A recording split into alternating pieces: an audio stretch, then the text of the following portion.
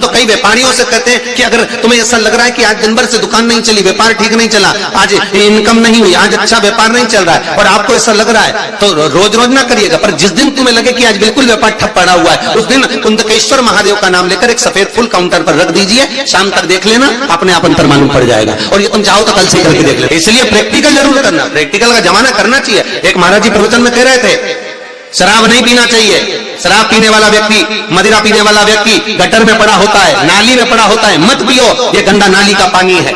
उसी में महाराज का पहचान वाला बैठा था, उठ के खड़ा हो गया, ओ महाराज तो इतनी बड़ी बड़ी बात कह रहा, तेरा सग्गा भाई पी के तो नाली में पड़ा, तो हमको ज्ञान दे रहा, तेरे भाई को क्यों नहीं देता?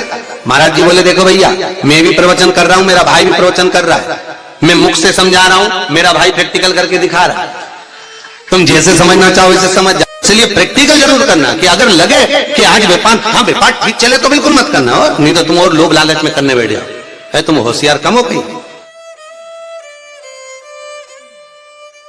प्रैक्टिकल करना, जब जिस दिन लगे कि व्यापार ठीक नहीं चल रहा, आज लगे कि आज पैसा चाहिए और आ नहीं रहा, आज तुम्हें 5,000 की, 10,000 की, 50,000 की, 1 लाख 5 लाख की जरूरत है और कहीं से आवक नहीं है, भगवान कहीं ना कहीं से आ जाए ऐसी कृपा, तो कुंदकेश्वर महादेव का नाम लेकर एक पुष्प उस काउंटर पर रख दो, जिस जगह से तुम कमाते हो, जिस जगह पर, जिस गादी पर, जिस कुर्सी पर तुम बैठते हो, उसके सम्मुख में उस पुष्प का मुख बाहर होना चाहिए, उसकी डंडी, उसका जो डंडी का भाग है वो हमारी ओर, हमारा आकर्षण।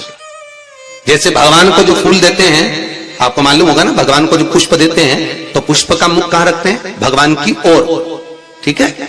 मतलब जैसे भगवान गोपाल जी बैठे हुए हैं, तो भगवान को अगर आप पुष्प दोगे तो पुष्प दोगे तो फूल का मुख किधर रखोगे? भगवान की ओर। डंडी का मुख किधर रखोगे? अपनी ओर।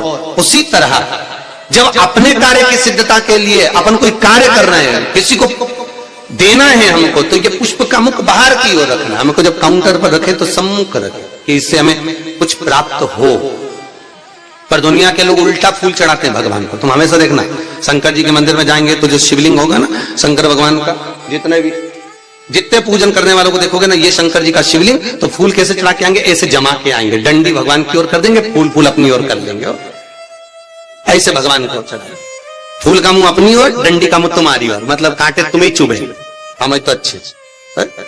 लोगों को पुष्प चढ़ाना भी नहीं आता।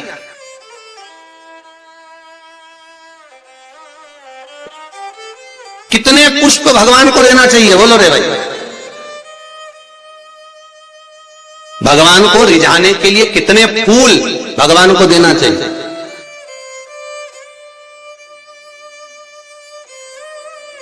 बोलो तो, कितने पुष्प भगवान को समर्पित करना चाहिए? महाराज, भगवान को कितने पुष्प देना चाहिए रिझाने के लिए? भगवान को, अभी यहां से आवाज आई थी, 4 पुष्प भगवान को समर्पित करना चाहिए। कितने पुष्प? 4। बचपन, जवानी, अधेड़ी और बुढ़ापा, 4 अवस्था संवारने के लिए भगवान को 4 पुष्प दिए जाते हैं। पुष्प देते समय जिस दिन तुम भगवान को पुष्प दे रहे हो उस दिन हमें कुछ भी नहीं कहना, हमारी तरफ से ये पुष्प भगवान से कहे। पुष्प भगवान से क्या कहता है कि भगवान मुझ में जैसी सुगंध है वैसी इसके जीवन में सुगंध देना। पुष्प कहता है भगवान जैसी मुझ में ताजगी है इसके जीवन में वैसी ताजगी देना। पुष्प कहता है भगवान जैसे मेरी पत्तियों में रस है इसके जीवन में खुशियों का रस भर देना। ये पुष्प कहता है भगवान से। हमें नहीं कहना भगवान से कुछ। भगवान को पुष्प दे दिया तो भगवान समझ गए। वो पहले कौन सी कंजन कहा शादी में गए थे राम, तो याद आया स्टेज पे ऐसा लड़का घुटना टेक के, हाँ ऐसे ही तो फूल था, राम ऐसे दे रहा है। तो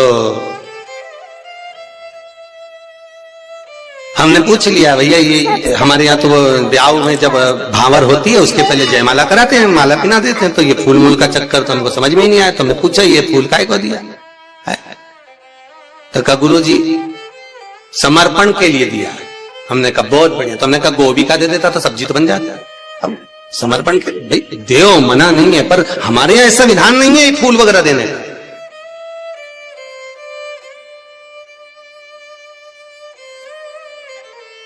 आप भले दुनिया के दिखावे के चक्कर में कुछ भी करो वो अलग बात है, पर हमारे शास्त्रों में ऐसा कोई प्रमाण नहीं कि पुष्प आप किसी संसारिक मनुष्य को दे, पुष्प अगर दिल से कुछ देना है तो वो भगवान को दो, भगवान को समर्पित करो।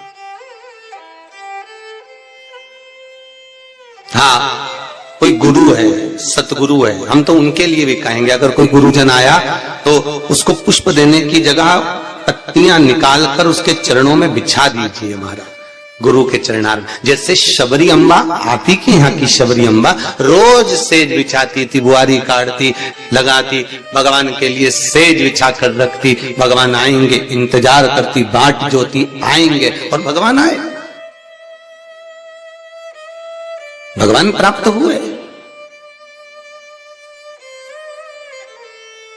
और जब शबरी अम्बा के दरवाजे पर जैसे भगवान के लिए पुष्प बिखेर देती है, आप भी गुरुजन के लिए, परमात्मा के सुख के लिए, आप ये नहीं कि भगवान को बहुत कुछ दो, भगवान को अगर 4 पुष्प भी दे रहे हो तो बहुत है, और पुष्प भी नहीं तो एक पंखड़ी भी आप भगवान को दे रहे हो तो भी चलेगा। तो यहाँ तो शिव महापुराण में तो ये भी नहीं लिखा कि पंखड़ी भी दो, शिव महापुराण तो कहती है अपना दिल दो भगवान। क्या दो? अपना मन, अपना हृदय भगवान को दे दो। भगवान को संपदा नहीं, धन नहीं, दौलत नहीं, सत्ता नहीं, तुम्हारा वैभव नहीं, कुछ भी नहीं चाहिए। जो तुम पैसा चढ़ा रहे हो वो भी भगवान को नहीं चाहिए, जो तुम वस्त्र चढ़ा रहे हो वो भी भगवान को नहीं चाहिए, जो तुम आभूषण चढ़ा रहे हो वो भी भगवान को नहीं। भगवान तो करे हृदय दे मुझको, निर्मल मन सो मोहि पावा, आपका चित्त मुझे दे, और वो भी अच्छा देना। देखो, हृदय भी देना तो अच्छा देना है, और भगवान को वो दो जो भगवान के पास में नहीं है। हम भगवान को वो देते हैं जो भगवान के पास में, ले आओ जरा वो फूल ले जाओ, भगवान को गेंदा का फूल चढ़ा दो, माला चढ़ा दो, ये चढ़ा दो। तो भगवान को, भगवान से भी तो पूछो तुम्हें अच्छा क्या लगता है, बताओ, हम तुम्हारे लिए वो लेकर आएंगे। कभी भगवान से कहो जाके, अरे भाई तुम्हारे पास में अगर लाल कलर की साड़ी है और कोई तुम्हें लाल कलर की साड़ी दे दे तो तुम तैयार करोगी क्या? अरे बोलो तो, तुम्हारे पास तो पहले से अलमारी में 25-30 साड़ियां लाल कलर की रखी है, कोई पीली दे दे तो तुम तैयार नहीं करोगे। हाँ, ऐसा कोई कलर हो जो कलर तुम्हारे पास में नहीं है और किसी ने दिया तो तुमने उसमें तुरंत फाल पीको सब लगवा लोगों के तैयारी करके वो तुरंत रख दिया। बोलो रखोगे कि नहीं रखोगे? और मालूम पड़े किसी ने लाल साड़ी दे दी, पीली दे दी, नीली दे दी, जो तुम्हारे पास में पहले से थी और अच्छी साड़ी थी तो तुमने बहू को दे दी। बोलो दी कि नहीं दी? तुम्हारे तो काम आ नहीं रही तो तुमने बहू को दे दी, और अच्छी थी तो बेटी को दे दी।